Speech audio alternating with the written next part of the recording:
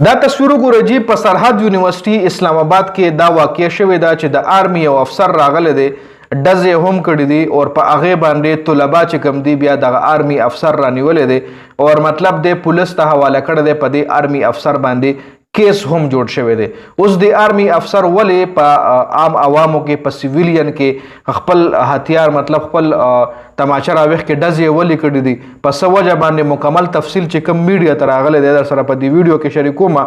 ډېر میډیا سورسز دا خبر جاری کوي چې په دې دغه کې په یونیورسيټي کې سرحد یونیورسيټي اسلام آباد کې د سټوډنټس هړتالو سټوډنټس چې کوم دي په څه خبره باندې احتجاج کولو او ډیر خبره دا هم کوي چې د دوه پروفیسورانو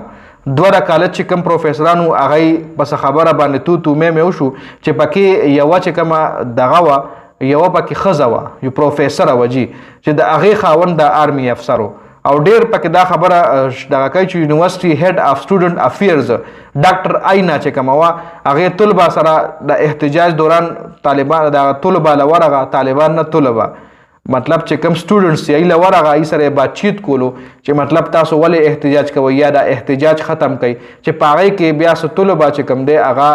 دغه ټیچرې سره دغه پروفیسرې سره څه بدتمیزي به کړي چې یا موږ نه ختمو دا احتجاج یا ته پکې ولې راغې نو دغه ډاکټر آینا چې کومه ده د خپل خاوند سره د آرمي افسر سره رابطه کړې چې راشه ما سره په کالج کې ما سره په یونیورسيټي کې داسې کیس شو نو بیا د آرمي افسر راغلی ډاکټر آینا د ښځه ده د ښځه پروفیسره ده په دغه یونیورسيټي کې نو دی بیا راغلی دی دغه افسر دغلته راغلی دی او دغلته سټوډنټ سره بدسلوکي وی کړې ده او دغې په دغه کې ناخوشګوار واقع هم راغلی ده دغه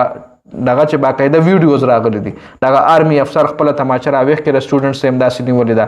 مطلب خپو کې له ډز کوم یا هوایي ډز هم یو دوه کړي دي چې هغې نه پس بیا سټوډنټس مطلب اخوا دیخوا تښتېدلی دي او بیا سټوډنټس چې کوم دي په دغه متعلقه افسر چې کوم دی دی په حراست کې اخیستلی دی او د خلاف یې د کاروایي مطلب ډیمانډ هم کړی دی چې د خلاف ته کاروایي وشي. ګوره د پاک فوج اولین ترجیحات چې کوم دي هغه زموږ نظام مضبوطول دي زموږ احتساب مضبوطول دي نظم و ضبط د هغې مطلب مظاهره کول دي خو انکوایري چې اوس کوم دا انکوایري چې کومه کیږي چې کوم ریپورټ مخې ته راځي نو هغه چې بیا که راشي په هغې هم در سره په دې ویډیو کې بیا ډیټیل سره خبره وکړم خو افسر چې کوم دی دغه فوجي افسر